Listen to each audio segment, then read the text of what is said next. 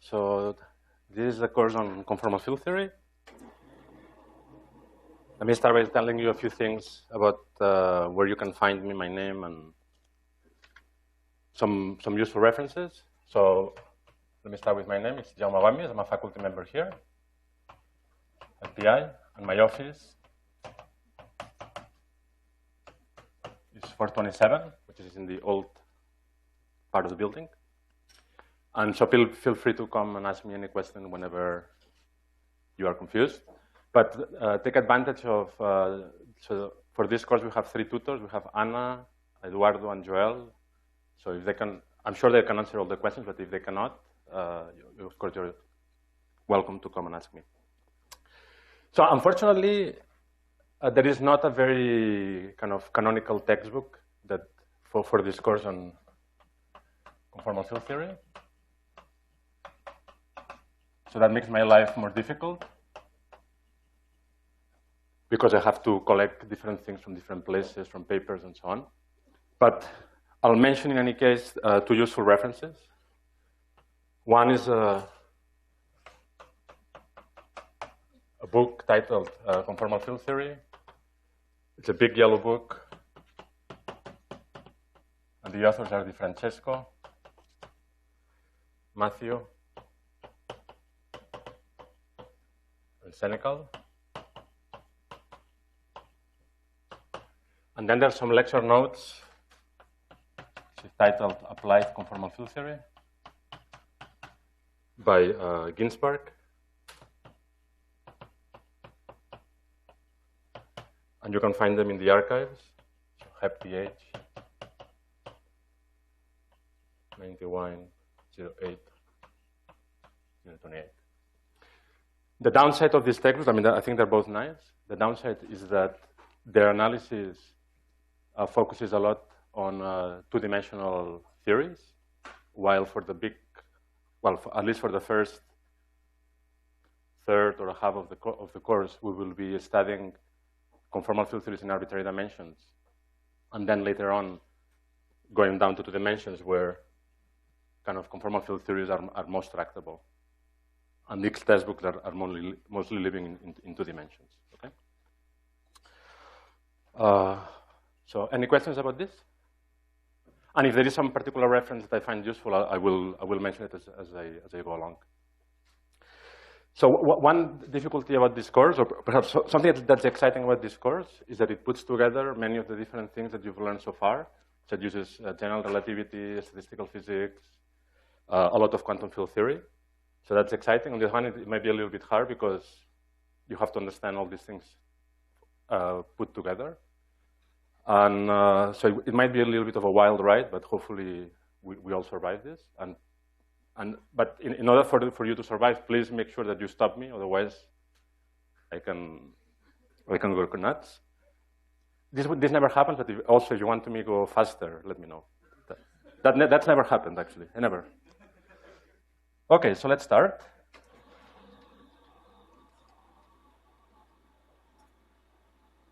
It is a lot of fun. So conformal field theory is a subject that has many, many applications. But before we can get into applications, and we will during the course, it's one of these subjects that first you have to develop some muscles, and so that you are trained enough that you can actually get to the applications. And that's what we'll also do at the beginning of the course, to develop the muscles. And then we'll get to the applications. But before, I don't just want to start doing technicalities or the more formal aspect of the theory. First, I want to give you, like, from a broad perspective, why conformal field theory is an important subject. Why are you studying conformal field theory? Do you know? Well, I'll tell you today. And also tell you some of the many applications that conformal field theory has in theoretical physics, ranging from condensed matter physics to particle physics to quantum gravity. So today I'll give you just a kind of a general lecture that introduces some of the background for conformal field theory. If you don't follow all the details, don't get worried, because the goal of the course will be to fill in the details. But I thought it was useful that before we start, to give you a broad perspective on what this subject is and its scope. So what are conformal field theories?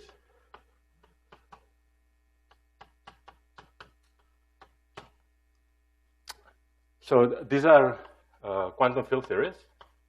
So these are a very basic definition.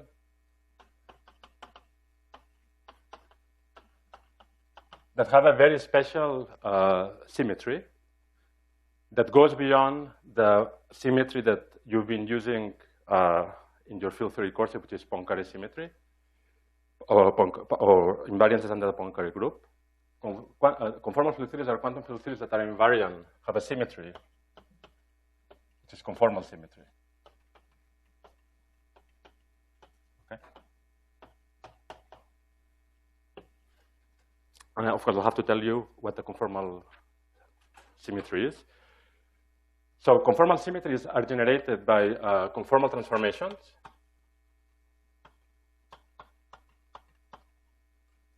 Which are space-time transformations of the type where you take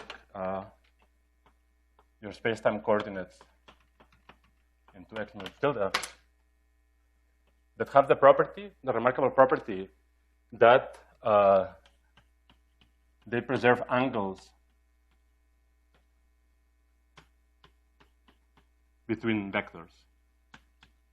Okay. But the thing that's important is that they preserve angles, but they do not necessarily preserve distances.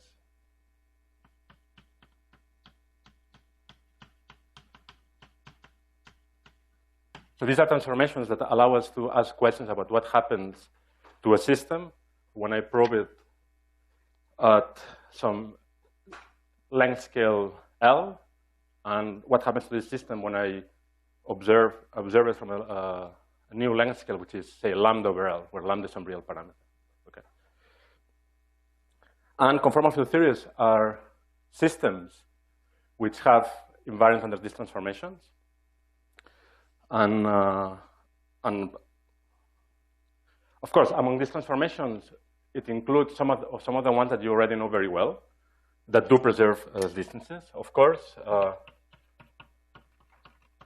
special class of transformations that have this property are Poincare transformations.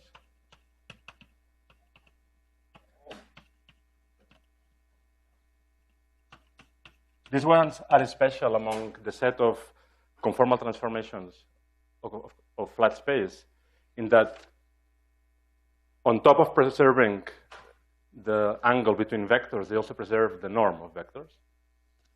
Because under a Poincare transformation, let me just remind you, the sharp notation,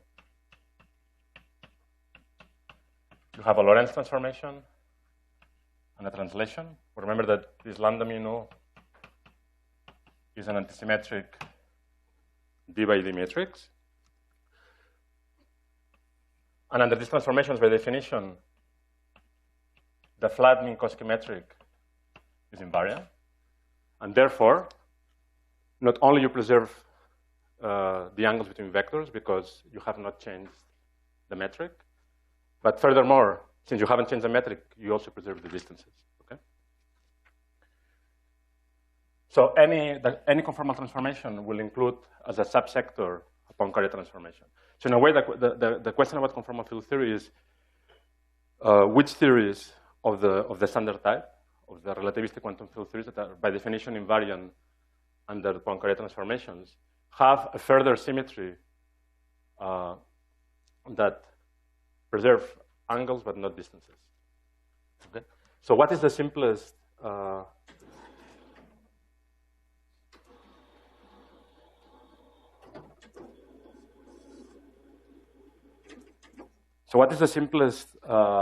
conformal transformation that's not a Poincare transformation?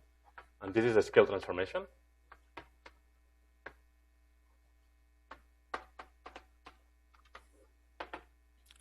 So this is essentially a transformation that allows you to zoom in and out of a region and allows you to probe, ask the question of what happens to the system when I rescale it, essentially.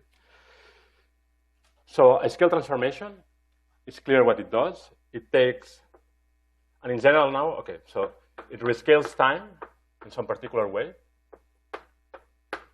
where lambda is a real parameter. So you take time and you rescale it by some factor, lambda to the z. Z is what's called a dynamical exponent.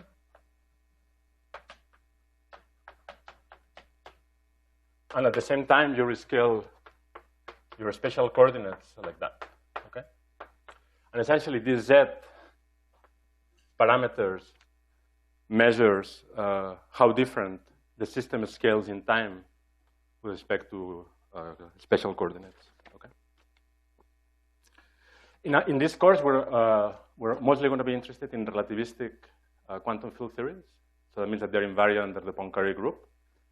So for those theories, so for relativistic quantum field theories, the value of the dynamical exponent will be 1. Can someone tell me why? Because it's not invariant, and therefore that's the Poincare transformation. That's right, yes. I mean, a relativistic invariant theory treats space and time in the same manner, so you better scale space and time in the same way. Okay? So therefore, for relativistic field theories, I'll use mu to denote all the space-time coordinates, including time. Scale transformations will act like this. Okay? So we scale all coordinates homogeneously by a constant factor lambda. Okay? But just for fun, I mean, can someone tell me what the dynamical exponent would be just for a free non-relativistic particle?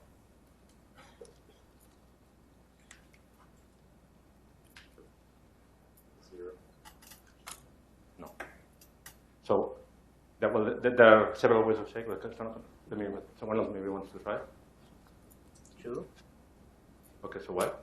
Because in the energy equation, you have like a derivative of time and 2 derivatives of, well, we can have momentum squared, and this is 2 derivatives of space and 1 of time. That's right. So okay, yeah, so so good, so very good. So there are 2 ways of saying it. One is by saying that for example, if you look at the Schrödinger equation, just of a free non-relativistic particle, you can formulate in terms of a Lagrangian, where you have psi dagger equals I dt minus nabla square psi. This Lagrangian describes a free non-relativistic particle. It gives you the Schrödinger equation, that's the equations of motion, right?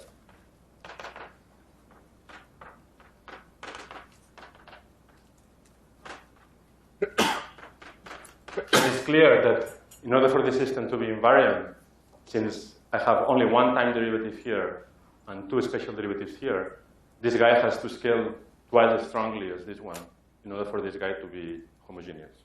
Okay? Another way of saying it is that you know that the dispersion relation, the relation between energy and momentum of a non-relativistic system goes like, say, p squared.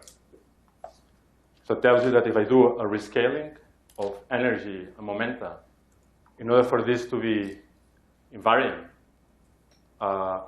energy has to scale twice as fast as momentum does. Okay?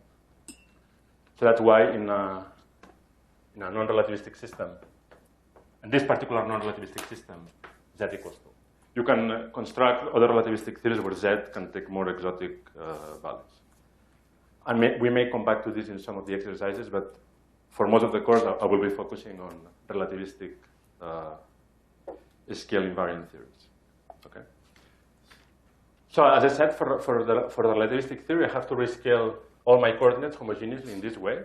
So if I take some region, it will zoom this region if lambda is bigger than 1 into a bigger region. In the same way, the momentum. So if I go to larger distances, it means the momentum will have to get smaller.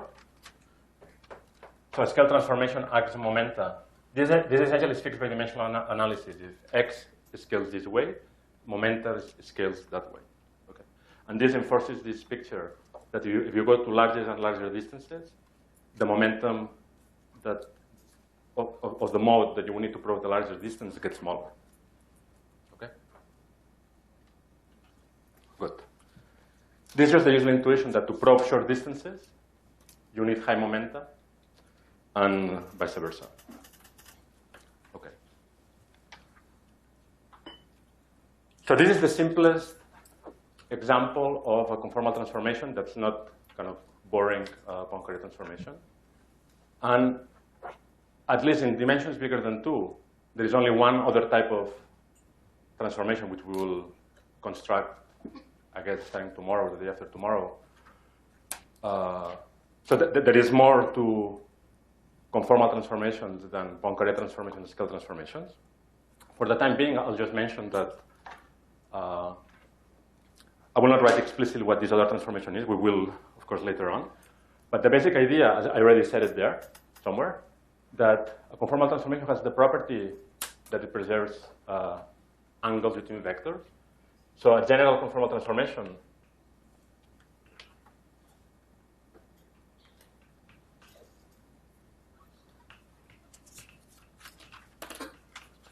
will be some coordinate transformation like that, that has the property, since I want to preserve angles, the special part of the metric has to remain fixed, but the scale can change. So that means that here the scale, sorry, I didn't say this explicitly here, but if you make this transformation, of course, the original Minkowski metric gets rescaled by a factor of lambda squared. Because if I rescale the coordinates, I rescale the distance. And the more general conformal transformation is almost like a scale transformation, except that it doesn't need to be isotropic. It can depend on the space-time point I'm sitting at. So it can be of the type lambda square of x eta mu. Okay. And of course, this kind of transformation that preserves the metric up to a scale is precisely what we mean by a transformation that preserves angles, because the metric has not changed, only the scale has changed, which is the statement that you only change the length scale, not the angles. Any questions about this? So one of the things that we will do soon is to just construct all possible space-time transformations that have this property. Okay? And we will see that in dimensions bigger than 2, there's a finite number of such independent transformations that you can have, a finite number of generators. Just like the Poincare group, the Poincare transformations have a finite number of generators. In 4 dimensions, there are 10 Poincare transformations. We will see that, for example, in 4 dimensions, there are a total of 15 conformal generators. We will have the 10 Poincare ones that you know and love. We'll have this generator of a scale transformation, which is usually called a dilatation. And then we'll have 4 extra that are called a special conformal. And that's it. In 2 dimensions, it turns out that there's an infinite dimensional space of conformal transformations. And that's behind the power that allows us to solve, in many cases, 2-dimensional conformal field theories exactly. Excuse me? Yes? How did that P transform? Sorry? I mean, why did the momentum transform that way? Essentially, this is just dimensional analysis. Well, If I rescale coordinates in one way, this has units of length, this has units of mass. Mm-hmm. Yeah. Another way you can see it more explicitly, you can write down So how does mass scale? oppositely than coordinates.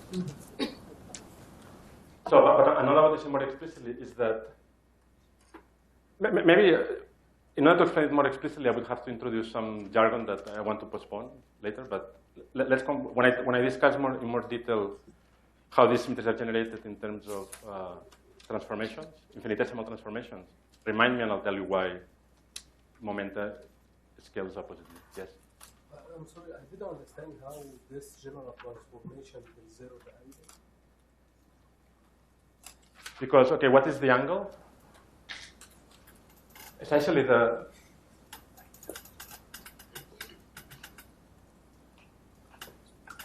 maybe this I should give it as an exercise, but essentially, if you take 2 vectors and I compute the norm, I mean, the angle is essentially computing this.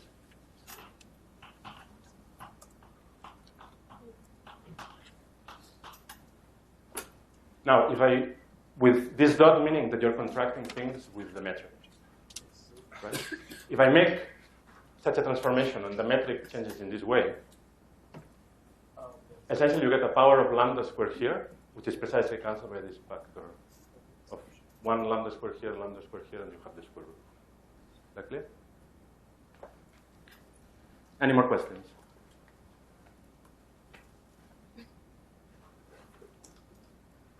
Very good. So it turns out that some of the equations most beautiful equations in physics that you know and love actually have the property that they're invariant under this nice set of transformations, the conformal transformations. So let me give you a few examples. So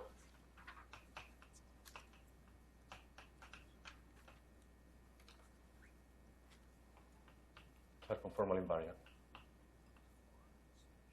And this alone is an important motivation to understand conformal transformations and the constraints that they put on the dynamics of a field theory. So the first one is Maxwell's equations. So Maxwell's equations, of course, are famously known to be Poincare invariant, but it turns out they also invariant under the full conformal group. By the way, I mean, like with any symmetry in physics, the set of transformations that generate a symmetry form a group. I think you've seen that a lot before this. So the set of all conformal transformations generates what's known as the conformal group. So Maxwell's equations is invariant under the conformal group. And let me remind you, this is this equation, mu f mu equals 0. So it might not be obvious, and I think I'll give you an exercise for you to demonstrate, for example, that this equation, apart from being invariant under Poincare transformation, is also invariant under conformal transformations. Another important and beautiful equation that's conformal invariant is the Dirac equation, massless Dirac equation.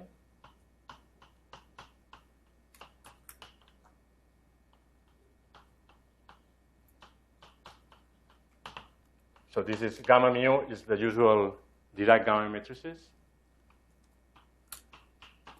So let me remind you just to satisfy the Clifford algebra.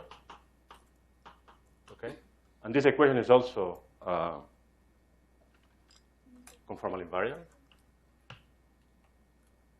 Another one that you've studied a lot with Francois is the classical lambda phi to the fourth theory in D equals 4.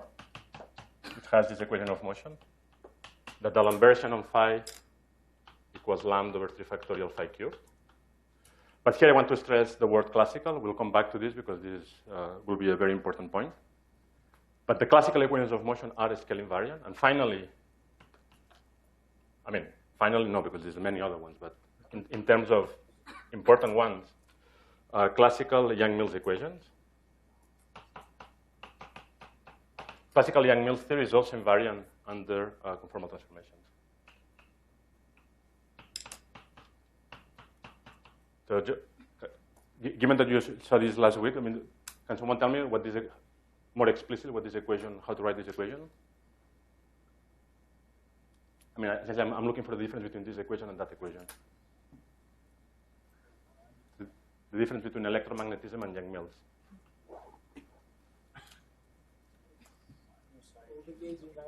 Sorry?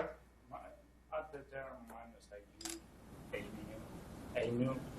Yes, okay, so, well, so more explicitly what you mean is? G mu minus, right? That's what you said, right? Yeah. Well, so the important point is that while this equation is linear in F, of course, Yang-Mills equations are much more interesting precisely because they're non-linear equations. But nevertheless, they're non-linear but still conformal invariant, classically.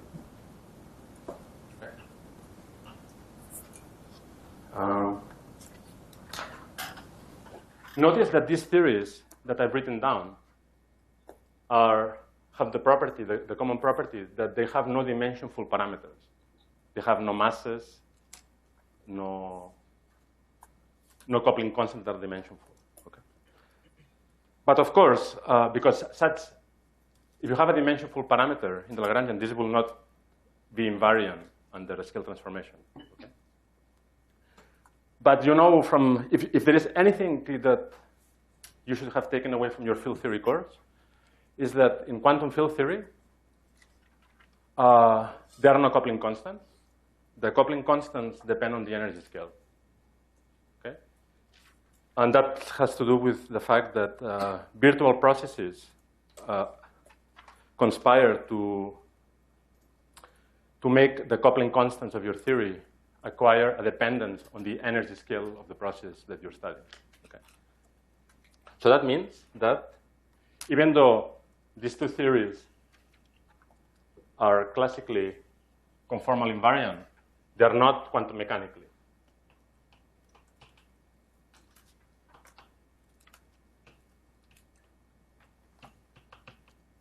And the reason is that, as I said, in the classical theory, coupling constants are constants, but in quantum theory they're not. They depend on an energy scale.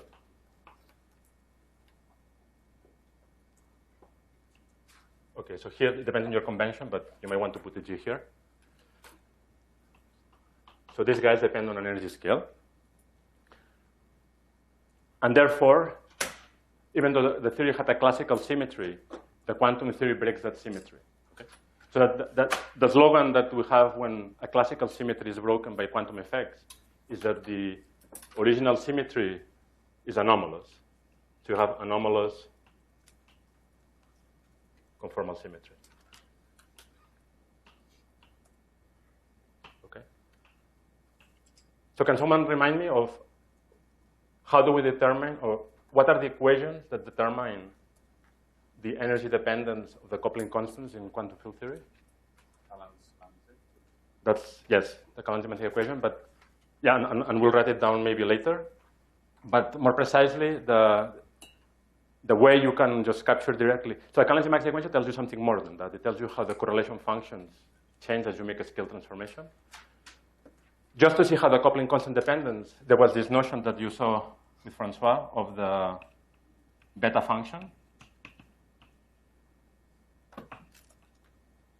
So to each coupling constant, you associate a beta function that precisely encodes this information. So the beta function of a given coupling constant G is the dependence of that coupling constant with respect, and this is just convenient, with respect to the logarithmic derivative of the energy.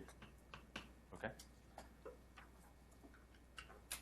So if the theory has a non-trivial beta function, and most vanilla theories have a non-trivial beta function, it tells you that the coupling constant depends non-trivially on the energy scale, and therefore the theory will be, conformal symmetry will be anomalous. There are very interesting theories where, and you will study them later in the Psi year, that have the remarkable property that the beta function vanishes exactly. So they're exact conformal field theories. And the simplest example of that, and the most symmetric example, would be that you will study in the ADS-CFT course.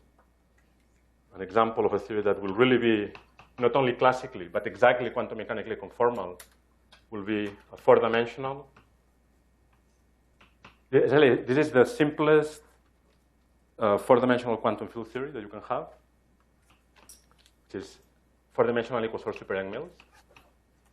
Doesn't matter what this calligraphic n equals 4 means. It essentially tells you that apart from having this fancy conformal symmetry, it has yet more fancy supersymmetry. And this is an example of a theory that's exactly conformal. But most theories, like QCD, have an anomalous dependence on the energy, and therefore are not quantum mechanically conformal invariant. Okay. So at this point, you might ask, why am I wasting your time if QCD is not conformal invariant? Okay. So what I want to tell you now is that despite the fact that most physical theories, in fact, but even though there are many that will be conformal invariant, and we will use them very heavily in the second part of the course for applications to condensed matter physics and statistical mechanics. But it's natural to wonder if these are kind of very special theories in which the beta function vanishes. Why do we care about them? Okay. And what I want to give you a flavor now is that conformal field theories are central to our understanding of even non-conformal field theories, of relativistic field theories. Okay?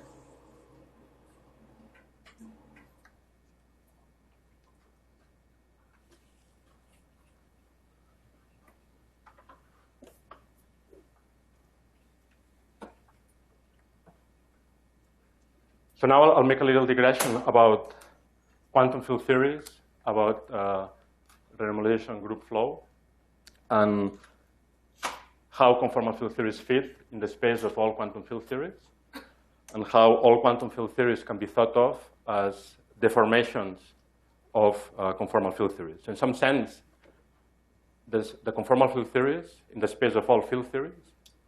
In some sense, it's what's holding the space of all field theories together. And you can think of any field theory that you want, like classical, like Yang-Mills theory, QCD, as a perturbation by a relevant operator of a conformal field theory. And this is a very useful way of thinking about the space of field theories. So even though you might be not interested in a theory that's conformal invariant, any such theory can be thought of as arising by some perturbation, a relevant deformation of a conformal field theory. So it's a very useful starting point to think about the space of field theories. Okay. So as I said, crucial to our understanding of all quantum field theories. Okay.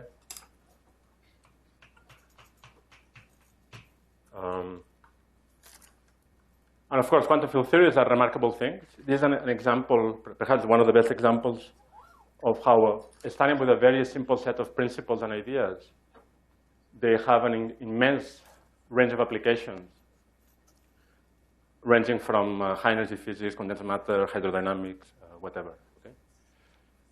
But let's think a little bit more carefully what actually a quantum field theory is. Or not, before doing that, let's think more carefully of how do we really think of a physical system.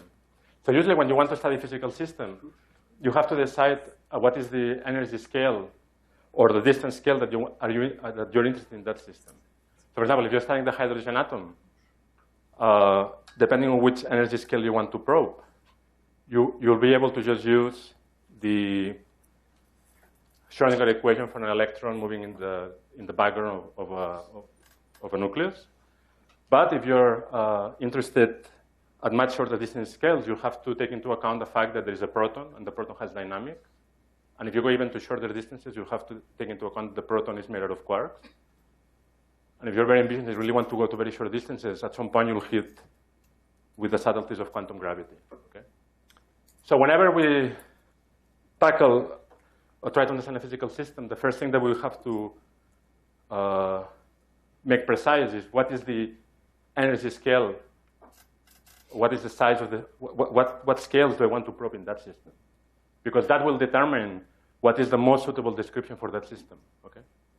For example, if you want to describe water in a bucket, and you want to just study the waves there, it would be ridiculous to study it using QCD, because at the end of the day, water is made of protons and quarks and all of that.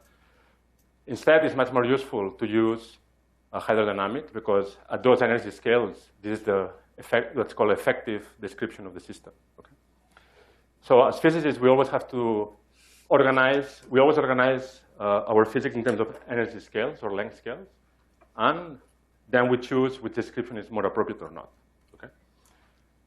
The other thing that we have to remind ourselves about when we think about the quantum field theory, we have to be humble and realize that physical systems, the physical description,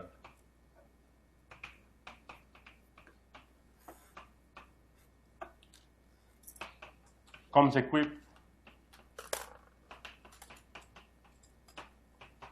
with a cutoff, lambda. So this is some energy scale above which we cannot claim we understand what's going on.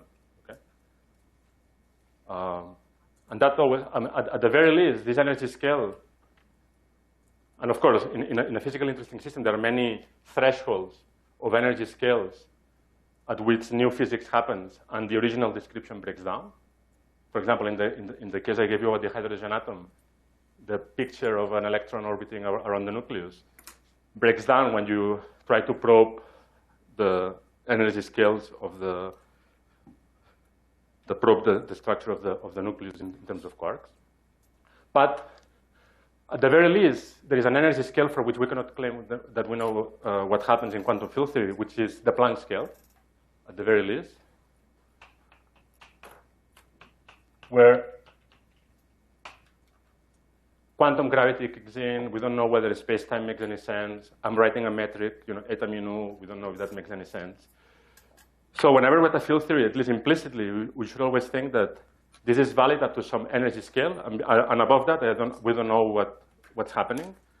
But the thing that's remarkable about physics, and that's why we've been able to make progress in physics for the last millennia or so, even though we still not know very much about the Planck scale, is that in some sense, the complications of what's happening up there at very high energies is not very important to study low energy processes.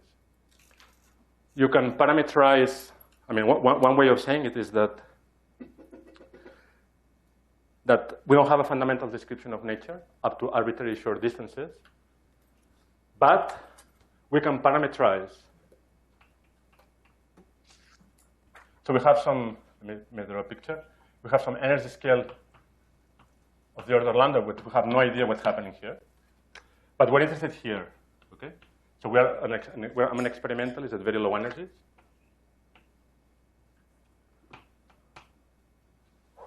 And here is the LHC at 1 TeV, or, I don't know, relativistic heavy ion collisions at scales of MeV, or in condensed matter, it would be below in the first floor. The thing that's remarkable is that if we're interested in energies which are far below the cutoff scale here, we can still have a very good description of the physics here, even though we know nothing here, okay? And that's the basic idea of the renormalization group, okay?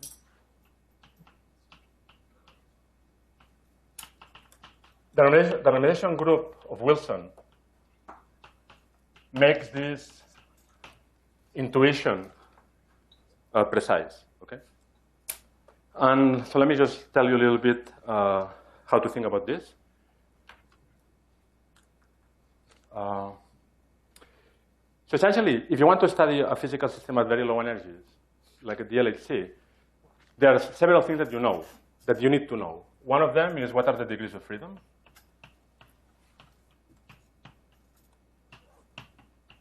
When I mean degrees of freedom, I mean the low energy degrees of freedom. I don't care about the high energy degrees of freedom. I don't know what they are in general. And you need to know about symmetries.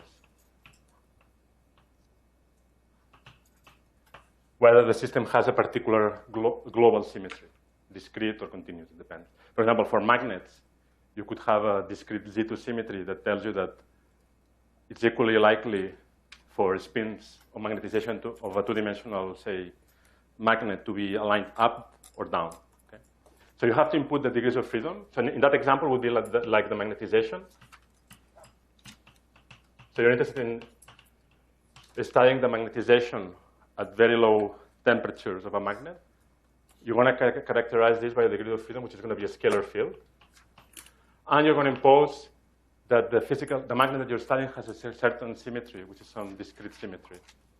So in that case, Z2, under which, if I change the magnetization by a sign, the physics is invariant. And in this framework of the renormalization group is that what you do is you write down the most general Lagrangian, which is consistent with the degrees of freedom that you think your system has and with the symmetries, okay? So you write something like this, S equals S naught. That's kind of the yeah. So for this case, would be like just the kinetic term that measures the fluctuations of your variables. And then you add all possible interactions.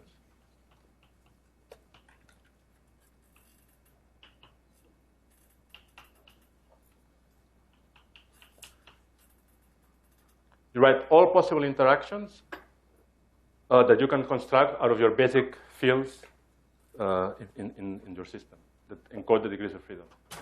And all these interactions with the only constraint that these interactions will be invariant under the symmetries that you think your system has, okay? And you have to write all of them. So this is an infinite, this never stops. So this sum runs over all possible, in the case of phi, I could take phi to 100, phi to 1 million. So you have to add all of them, okay?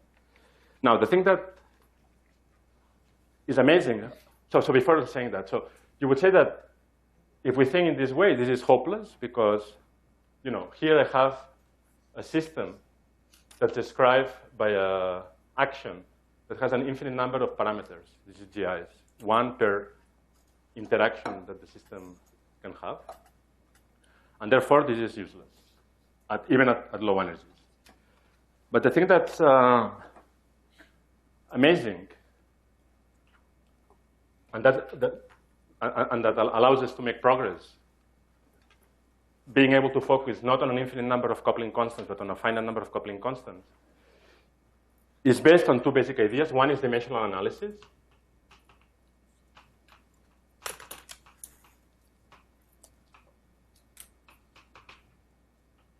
And the second one, I mean, this is kind of intuitive. The more precise formulation of why we can describe low energy physics using a small sets of degrees of freedom and a small number of parameters is exactly the idea of the renormalization group.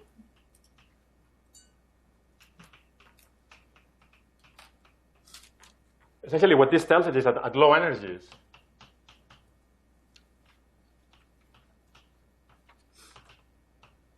only a finite number of interactions, of interaction terms in this sum are important.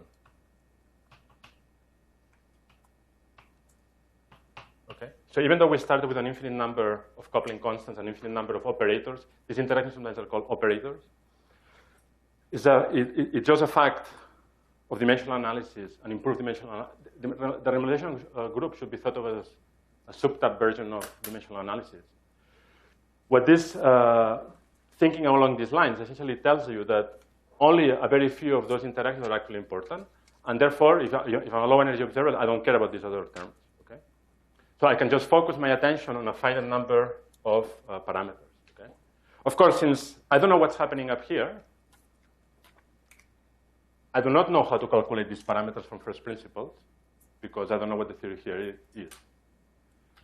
But the beauty of physics is that we can still make progress, even though we don't know what's happening up there. And the way we make progress is in two steps. Once we have a low energy effective description, and that's what the buzzword is, this is the low energy effective field theory, low energy effective description. The first thing that we have to do is to fix the couplings at some energy scale by comparing to an experiment.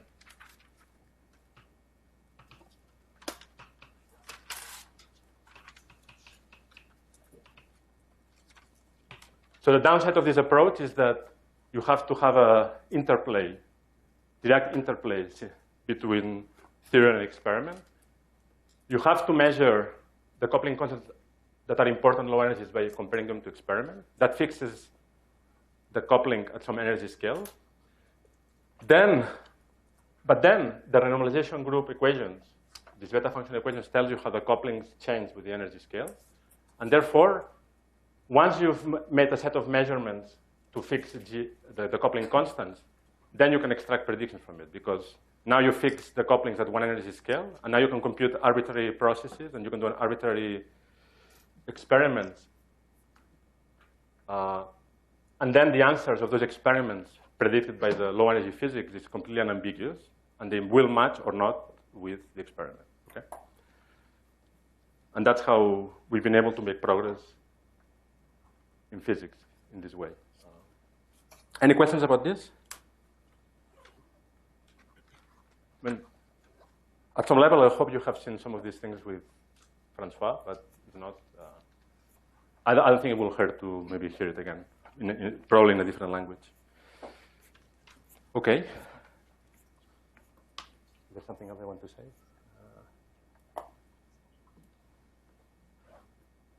Okay, not for the time being. Okay.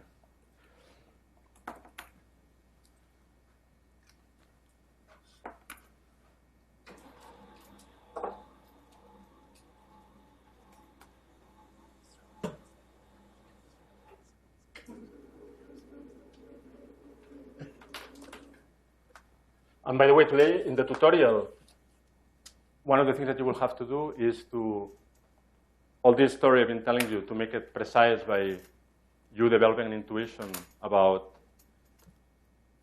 which, so given a set of fields or degrees of freedom, which interactions will be important at low energies, at high energies, and how to think of organizing your low energy description of a given physical system in terms of the relevant interactions at low energies.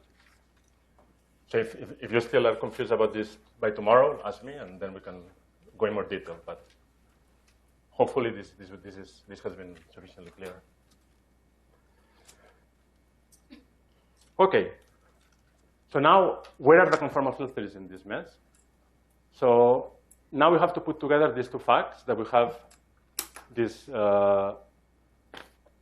picture of how to describe low energy physics in terms of low energy effective Lagrangians, and the fact that in quantum mechanics induces on all coupling constants and energy dependent. Okay? So what this means is that in the space of quantum field theories, this is an indefinite dimensional space. This is not space-time, okay? This is the parameterization in the space of all interactions.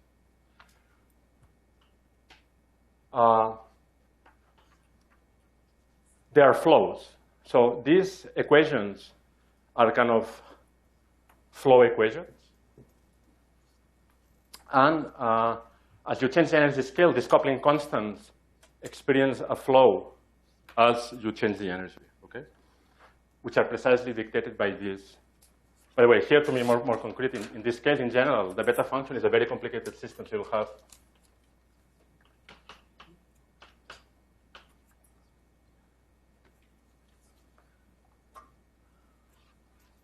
well, this depends on all of them. Sorry.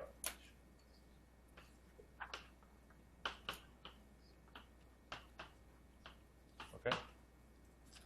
So these are some flow equations that tell you how the coupling constants change as you change the energy scale. Okay.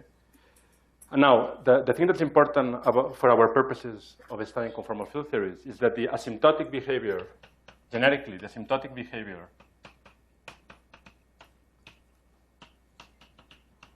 of these flows, of these normalization group flows, are controlled by fixed points, by the fixed points of these flows, of the renormalization group flow. So what are the fixed points of this flow? These are precisely the locations where the right-hand side vanishes. Okay? So the fixed points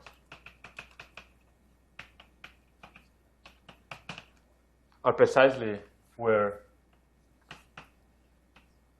the values, and I call them G star, where this guy vanishes. Okay? So you have a picture of some flows. So let me just give you some picture. So this again in the space of couplings.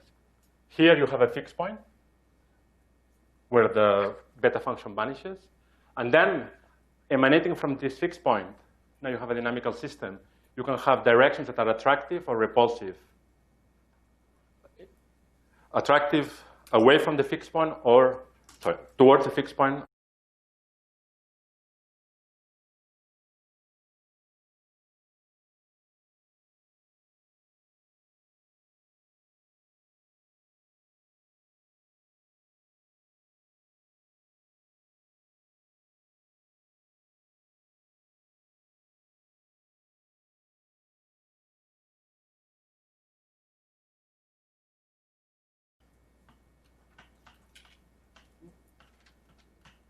Towards infrared. So going to lower and lower energies, which is typically what we want to do. You start at high energies and you want to go to lower and lower energies.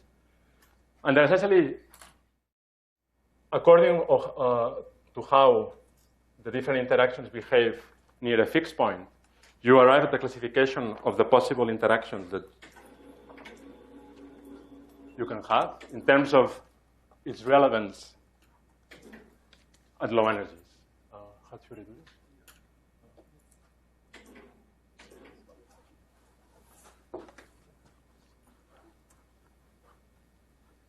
So we can classify interactions according to their behavior near a fixed point. Okay.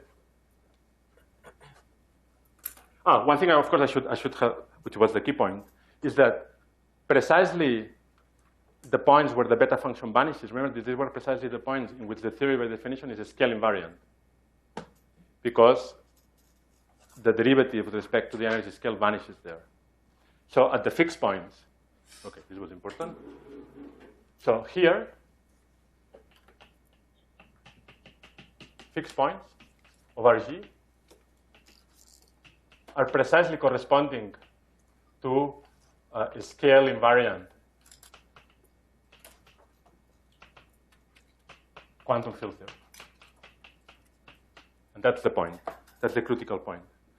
That the asymptotic behavior of any flow in any field theory is dominated by scale invariant quantum field theories. And now there is one extra wrinkle. You might say that, from what I described before, you can have a theory that's scale invariant but not conformal invariant. This is a point that's subtle, and actually it's a point of current interest in research in high energy theory. But, and we will come back to this later, but essentially, for all reasonable assumptions, any theory that is scale invariant will be also conformal invariant.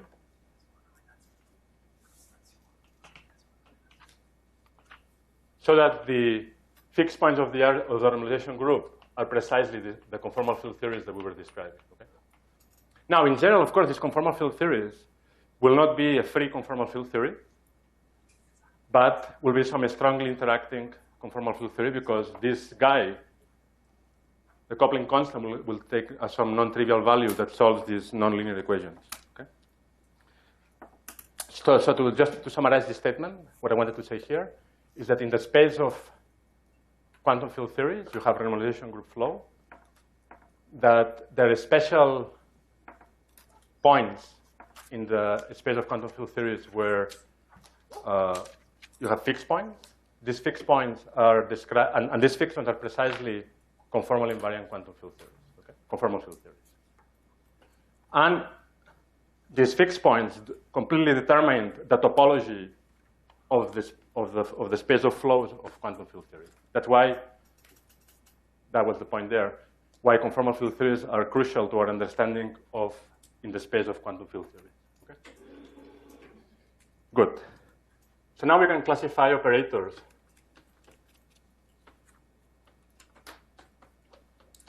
according to their behavior near a fixed point.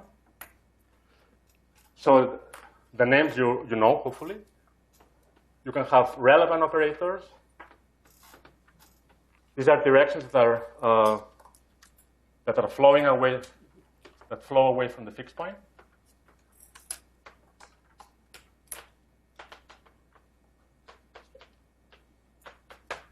And these are characterized by operators OI that have a dimension that's smaller than the space-time dimension, D, okay? And these are the operators that are called relevant, because these are the operators that dominate, completely dominate the low energy physics. Remember that I said that arrow coming out of the, and this corresponds precisely to the directions that push you away from the fixed point, okay? So these are the interactions that become large and therefore dominate as you flow toward large distances. Then you have irrelevant.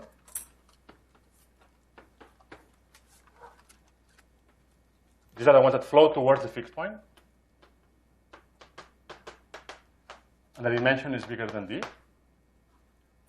And therefore, the crucial point here is that these guys are not very important at large distances. And that's why we can do physics, because essentially the point is that even though we started with an infinite number of couplings and operators there, GIOI, the point is that except a set of measure 0, all of those operators are irrelevant. There's only a finite number, given a set of degrees of freedom, there's a finite number of relevant operators. And therefore, if you're interested in large distance physics, which we are, you can ignore or this infinite tower of operators is not important. And we can just focus on the relevant ones. Okay? And then finally, you can also have a marginal operator which preserves conformality. This is an operator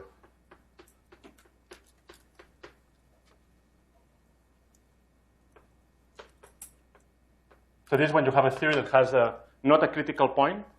So here I drew this as a point. There are systems where you have a line of conformal field theory. So there is an extra parameter. So you can have, there's a line of conformal field theories where the theory is conformal in all this region, okay? And the interaction that moves you from here to here is what's called a marginal deformation. So the theory is conformal anywhere between these 2 points. Okay? But it's rare to find marginal operators, even though there are many examples, especially in supersymmetric theories. Okay? Any questions about this? This you should be familiar with from quantum field theory, but if not, I'm happy to expand on it. Yes? Can you explain what is this line? Why should it be line? Sorry? This line is in space of parameters? Yes. Why should it be line? As opposed to? What? I'm just saying that, imagine you have an operator, and you're at a fixed point. And now I deform the theory by turning on an interaction, but it has, precisely because it has, okay, here I didn't say that. Here the second importance is the dimension equals t. It has a property that even though I deform the theory from the original one in some direction, because there's a coupling constant associated to any operator, the theory is still conformal in that direction. So it just means that I start with a Lagrangian, I have an origin, and I moved it away from the origin by turning on some coupling constant. I moved in the space of coupling, but while preserving conformal symmetry. Maybe I don't understand the question. I just thought that conformal field theory corresponds to one fixed point. But it could be, what I'm saying is that for a special conformal field theories, it could be a fixed line. So you have you can have a very big space, and it could be a fixed submanifold. You can have, there are examples of field theories that have a finite dimensional space of marginal operators, and then you have in the infinite dimensional space of couplings, there is a surface, and at any point of that surface, which is parameterized by the marginal coupling, the theory is conformal. Now, here I chose an example in which I turn on some particular marginal operator. So I go from here to here, but the theory is conformal anywhere in this direction. Is that more clear? Okay. I have a question. Here, marginal, you mean that it stays marginal even after all the quantum corrections? Yes, exactly marginal. Yeah. So here, when I say delta, you should really have into mind the exact dimension. So you're used to the notion of a classical dimension of a field, just this is just dimensional analysis. But just like the coupling constants are modified by quantum effects, the dimensions of operators are modified by quantum mechanics, and they're functions of h bar. And in fact, in one of the exercises, you will be computing the shift, the deviation away from the classical dimension due to quantum effects of some particular interaction. And you will see that the dimension is a dynamical thing. It's not that someone told you it's like for a scalar field, it's d minus 2 over 2. It's not God-given. I mean, it has quantum corrections. And so when I talk about this, I really have in mind the exact anomalous, the exact dimension of the operator. Once you include all quantum corrections. Any more questions? Yes? Yep. One question about theory that sits at a fixed point. I see that it has scale invariance, so dilation invariance. But why does it also have invariance under special conformals? Yeah, so that's what I said. So this, so in general, let me say several things about this. In 2 dimensions, this has been rigorously proven that if you have a theory that is scale invariant and unitary, it's automatically conformal invariant. In higher dimensions, we expect the same to be true, but there is no proof of it. And in fact, there are papers coming out now exactly trying to address this problem of. But if I had to bet any money, which I don't have, but if I did, I would bet that if a theory is unitary scale invariant, it will be conformal invariant. It just happens that we don't have a proof of it. People have searched for counterexamples, and whenever a counterexample has been found, there's a very serious pathology with the counterexample. For example, the theory will not be unitary and stuff like that. But I cannot make the claim that this has been proven. But this is, in all practical examples, this seems to be true. But in fact, it's a very important question in quantum field theory to establish this. And people are trying. And there has been progress in the last few months on this. People claim to have counterexamples, but okay, I'm in the corner, so I'm not going to say anything. But my sense is they're pathological. But definitely the vanishing of the beta function is a statement about scale invariant, not conformal invariant. So here I'm making the extra assumption, very well motivated assumption that the theory, if the theory is relativistic, unitary, and scale invariant, that it will be conformal invariant. But in fact, in the second or third lecture, I will give a precise characterization of what does it mean for a theory to be scale invariant and for a theory to be conformal invariant. And we'll see that the conditions are different. This one is stronger than this. But if you try to construct an example where you have this but not this, you fail. But the conditions are definitely, at least superficially, they look stronger for conformal invariance, of course, than for scale invariance. Any more questions?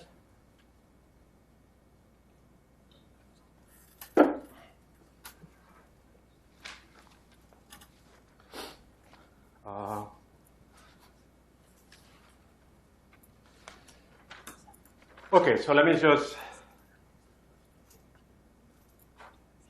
summarize what the point here was. The point was that in the space of all quantum field theories, when all the dust settles, there are only a small number of operators that are important at low energies. These are the relevant operators.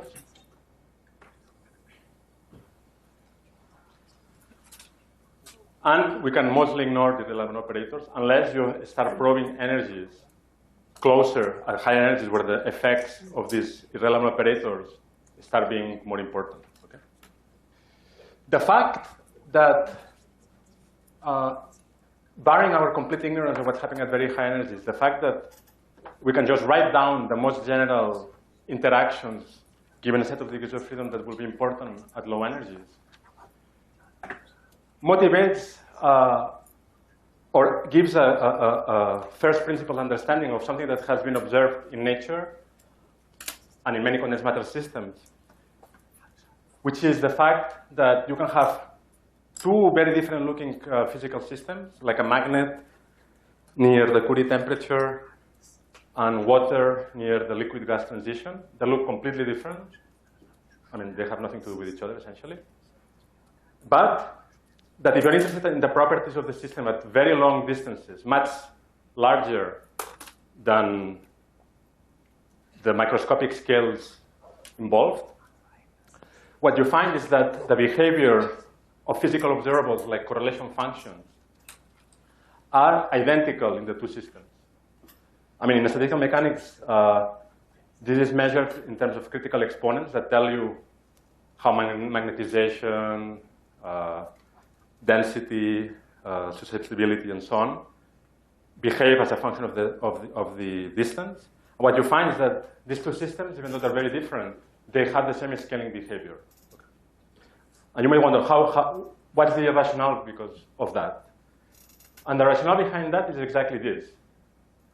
That even though the systems at short distances are completely different, they have different Hamiltonians, but they have the same symmetries, that's the point. And if you're interested at very large distances, the details of what happened at very short distances, whether you had an Ising Hamiltonian or some microscopic Hamiltonian for the water, doesn't matter. At very large distances, all that matters is that the most general interaction at large energies is encoded by these relevant interactions. And therefore, these systems are described by the same low energy field theory. And this, the randomization group essentially gives a first principles understanding of what had been observed in statistical mechanics under the notion of universality, which is this idea that completely different physical systems have the same behavior at large distances, which sounded very mysterious. But from this point of view, it's kind of obvious. It couldn't have been anything else, because at large distances, a system that has the same set of degrees of freedom and the same symmetries will be described by the sum low energy Lagrangian. So in this example, for example, that I mentioned, you want to describe a magnet at large distances. Phi will correspond, I think I mentioned that already, to magnetization. And for the water-gas transition, phi will describe the density. But if you want to understand the large distance behavior of magnetization or density, they'll be described by exactly the same low energy effective field theory, which is a very powerful statement. So if you go to the tables of data for critical exponents of systems that don't look at all like each other, you will find that they have essentially the same critical exponents. And this is the rationale behind it. Okay? Any questions?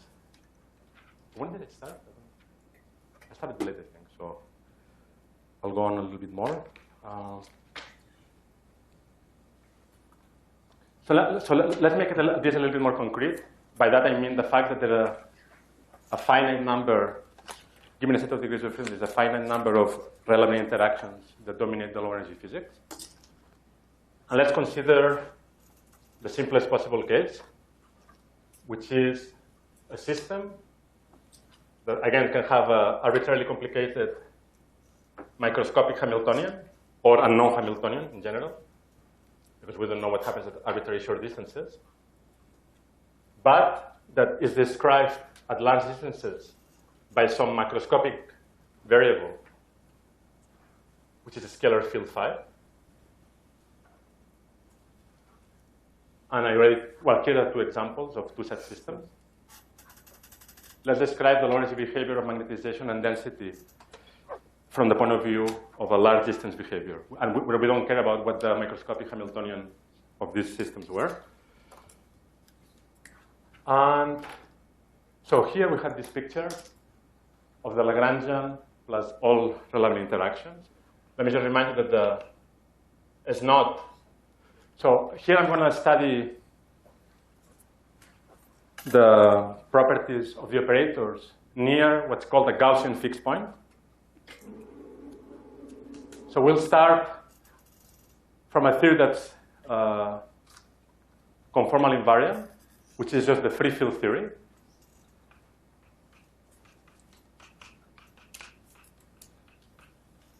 Okay? And now we want to study what happens when we perturb this free field theory or Gaussian fixed point. That's a jargon. Imagine this is a Gaussian fixed point where all couplings are zero. Okay? And now I want to study the behavior of the system as I perturb away from the fixed point. Okay? So the first thing that you know and love is that let's do some naive dimensional analysis to make the point that I want to make. The dimension of phi is just d minus 2 over 2, right? And now, essentially, what I want to write down is the most general interactions using that philosophy that I explained there, okay? And just for fun and for simplicity, there's no huge simplicity, but let's assume that the system has a discrete symmetry under phi going to minus phi, okay? So under this philosophy of the normalization group, which tells you that anything that can happen will happen, we have to write down all possible interactions that are consistent, that you can make out of a single scalar field, and that are Z2 symmetric. So what are the kind of interactions you can have? You can have phi squared, you can have phi cubed, also phi cubed, no. Phi to the fourth. Actually, forget about this discrete symmetry. So we have phi to the fourth and so on. What kind of other interactions can I add?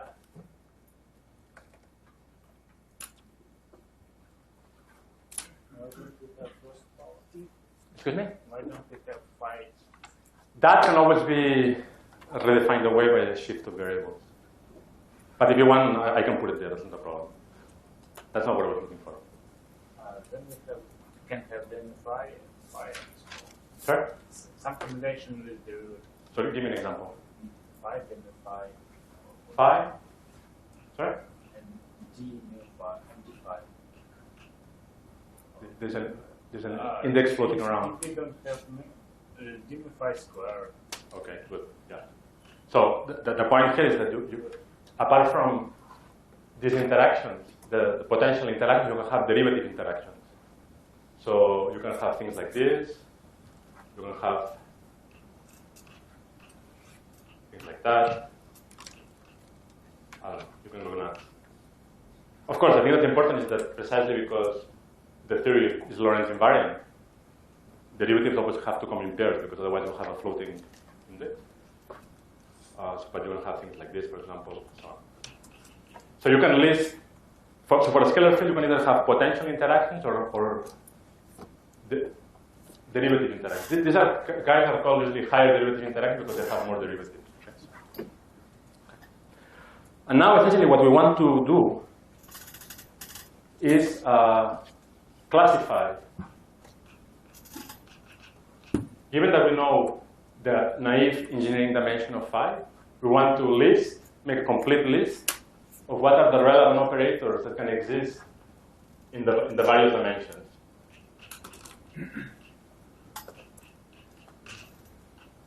Question. Yes. I don't see what would be the picture of a physical system that has this derivative interaction. Oh, so imagine they're there. I mean, imagine you start with your favorite Lagrangian. What's your favorite Lagrangian? Like imagine you start with lambda 5 to the 4. Okay. Even if you don't want it, quantum effects will generate terms like this for you.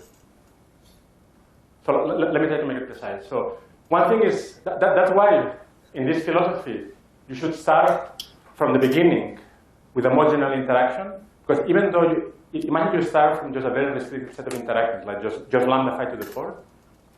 The point of the normalization group is that even though you started with, say, the coupling of this operator being 0, quantum effects will generate a non-trivial term like that in the Lorentz effective action. So let me give you an example of that. Perhaps, okay. So let me give you an example. Imagine you start with lambda 5 to the 4. I want to show you that quantum mechanically, you generate an interaction which is of the type 5 to the 6. Say. Even though originally 5 to the 6 did not appear in the interaction. It was generated through the quantum dynamics. So the way to see that, for example, I think I chose a complicated example, but yeah, so let's see. So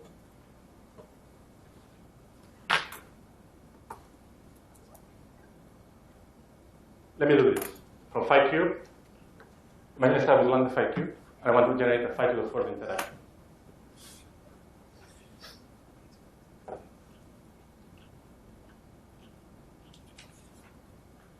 So, oh, sorry, making a mess.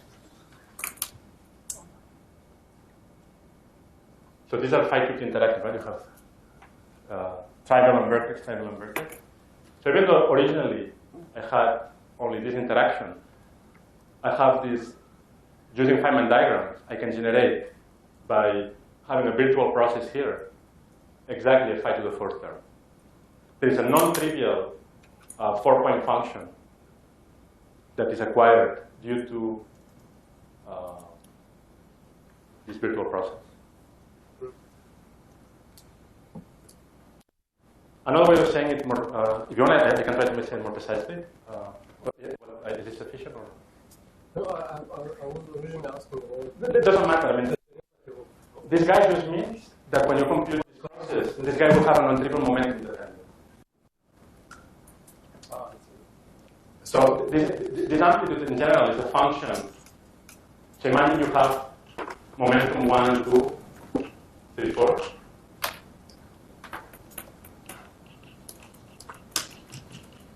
So it's convenient to define this Mandelstam variable.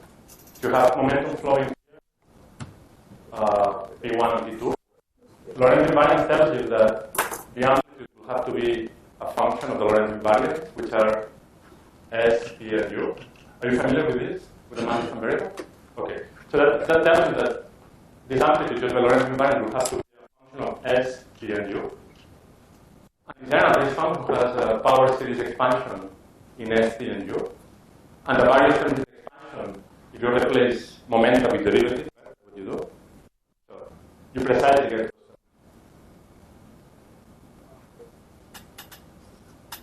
Maybe we should do an exercise to, for example, show. Maybe I'll try to come with some tutorial where starting with a simple Lagrangian, how to generate a higher derivative term by integrating it out. But that's kind of really the heart of that philosophy there, that even though you say, okay, my theory only has lambda phi to the 4th, I don't care about anything else, that's a lie, because quantum mechanics will generate for you all possible interactions. What will happen, of course, is that most of them will not be important at low energy. But fundamentally, you should really allow for all coupling and just see how all coupling is. Yeah? Is there anything stopping you from introducing some kind of constant tensor field and then coupling derivatives to this tensor field? Well, that would be Lorentz invariant. It would? Yeah. I mean, you can have a field. Yeah. Why? Well, if the vacuum field, is it a vector or a scalar? It's some tensor field. Well, if it's a tensor, it will be Lorentz invariant. The expectation value of, say, A mu, A mu is a vector, is not invariant in the Lorentz transformation. Okay.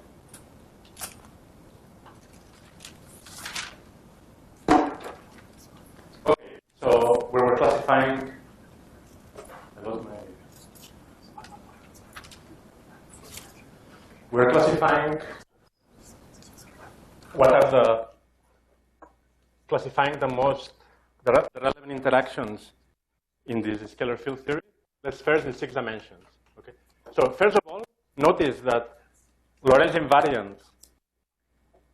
So first of all, this guy already, by definition, has dimension D. Right? That's how we obtain that phi has dimension D minus 2 over 2. Hopefully, I don't have to go through that. You know how to do that.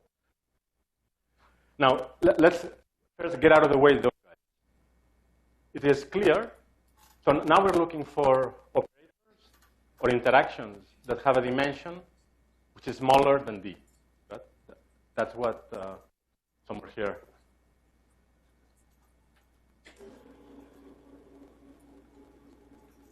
Operators that have dimension less than D. But notice that since the theory has to be Lorentz invariant, you always need at least 2 derivatives, okay? So any term that you try to write down, it will immediately have more than dimension D. Take, for example, this example. This guy, if I didn't have phi, this guy already had dimension D, right? That's how it was constructed. So if I add another phi, you already pass the bound. So this guy will be relevant. So essentially, all these interactions will be irrelevant, because the dimension is bigger than this. Is this point clear? It should be clear. Because the point to remember is that the derivative costs you 1 unit of dimension. Because derivative is like momentum. Momentum has units of energy and gives you 1 unit of dimension. So if you have a theory with only a scalar field, a single scalar field, the higher derivative interactions, these terms are irrelevant. If you have a richer theory where you have a scalar field coupled to a gauge field, you can have derivative interactions that are still marginal. But if you only have a scalar field, all higher derivative terms are irrelevant. So already, in one shot, we've killed an infinite family of interactions that are there, but that are not important at low energy. So we can, for a very large distance process, we can ignore them, essentially. Now, in 6 dimensions. So now we have to fish for relevant operators here. So can someone tell me what are the relevant operators in 6 dimensions that you can construct out of phi? Sorry? B square? Phi cubed? No, it's a math. Yeah, so but let me put it. So this is relevant. and this is classically marginal. And now you have to, in order to decide whether it is, so something that's classically marginal can change its character quantum mechanically. It can either become relevant or irrelevant. For that, you have to study its quantum dynamics. And for this particular case, what happens is that the phi cubed interaction, as you know, becomes weak at large distances. So that means that it becomes irrelevant. And the fancy word for saying this, when a coupling is marginal, but quantum mechanically it becomes irrelevant, is the name marginally irrelevant. But for that, it's not something that you can just do dimensional analysis. Essentially, you have to exactly study the beta function. You have to study the one loop running of the theory. Yes, sorry. Can quantum dynamics change the state from irrelevant to relevant in general? If we classify them classically as irrelevant, all the derivatives for There are some examples. There are some exact examples where something that was irrelevant in the UV can become relevant in infrared. So we have to be careful. Yes. In general, it's very hard to determine that. So, but in theory, it has supersymmetry. There are enough constraints that you can actually decide whether something that was irrelevant can become relevant. But generally, that doesn't really happen. So anything else here? No? Okay, what about in 4 dimensions?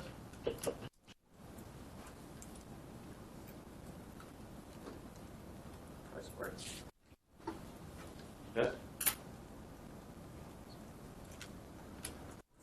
This is again marginal.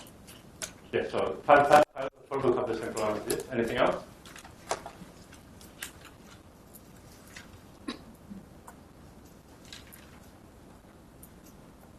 No? Okay, good. And now let's go to the other interesting case, d equals 2. So what are the relevant operators here?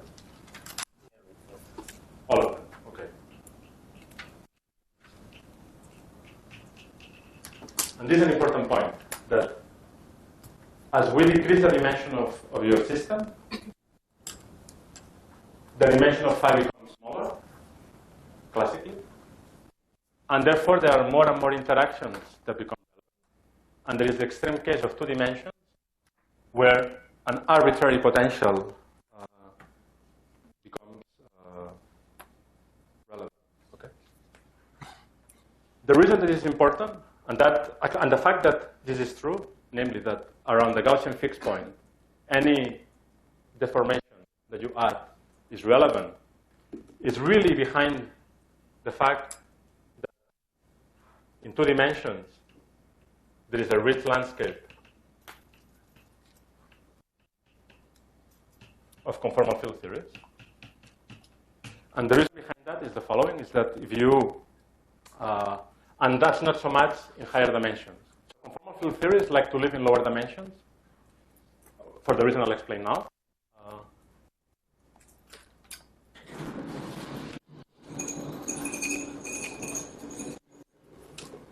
I think I'll stop with that. Essentially what happens is that relevant operators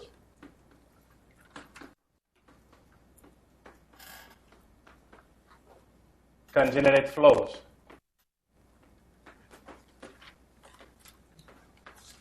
between fixed points or conformal field theories.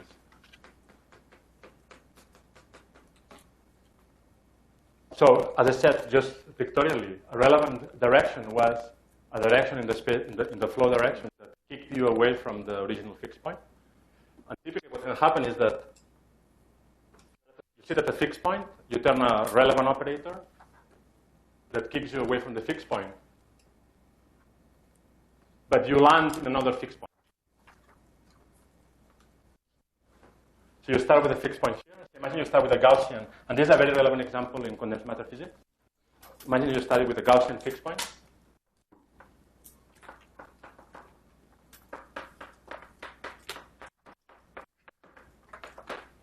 Now you turn on some relevant operator. You can generate a flow to a different fixed point. Okay? And this, since now the value of the coupling here is definitely not 0, we call this a non-trivial fixed point.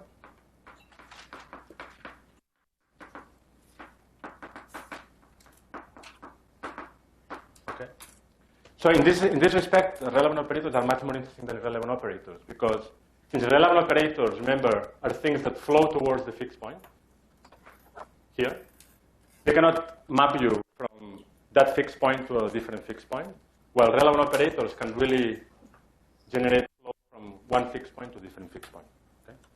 And that's why, in 2 dimensions, where essentially you can have arbitrary, so in this space, if you're in the Gaussian fixed point, there's an infinite number of directions you can move, and you can fish from any fixed point, and that's where the richness of 2-dimensional conformal field theory comes from. Yes? But then when a new fixed point, the relevant becomes irrelevant. Yes. That's right, yes. And this example actually is very important. So an example of this flow, I don't know if I have time for that, just very quickly, I'll try to explain it maybe more detail next time, is something that describes actually critical phenomena. So second-order phase transitions in 2 and 3 dimensions, and goes under the name, you may have seen this in your courses, I don't know. If not, let me know. It's called the Wilson-Fisher fixed points. And the critical behavior of magnetization, density, blah, blah, blah, blah, near this fixed point that you have to calculate, because this is a now non-trivial fixed point, determines the behavior of second-order phase transitions in magnets, for example. Okay? So I think it's probably better that I stop and continue next time. A question? Yes. I see that these irrelevant operators are not important for a Gaussian fixed point space here, but how about non-trivial fixed points? Well, then you have to worry about that. But then typically what happens is that it's hard, if you have a non-trivial fixed point, it is hard to study it directly, because unless you're in a situation like this, where in some sense the value of the coupling, typically we only have access to perturbation theory, unless you have supersymmetry or something like this that gives you more powerful constraints that you can go beyond perturbation theory. Typically you can only study perturbation theory. And so that means that the fixed point that you can study reliably in perturbation theory are points where this guy is very close to this guy. Okay? And then near that fixed point, you can study whether the interactions near that fixed point are relevant or irrelevant. But if you are very far away, it's very hard to determine whether it's an operator is relevant or irrelevant. And then you need other techniques to do it. If you're using a technique, for example, supersymmetry gives you lots of constraints that allow you to determine the exact dimension of operators in faraway fixed points and determine whether it's irrelevant or relevant. Okay.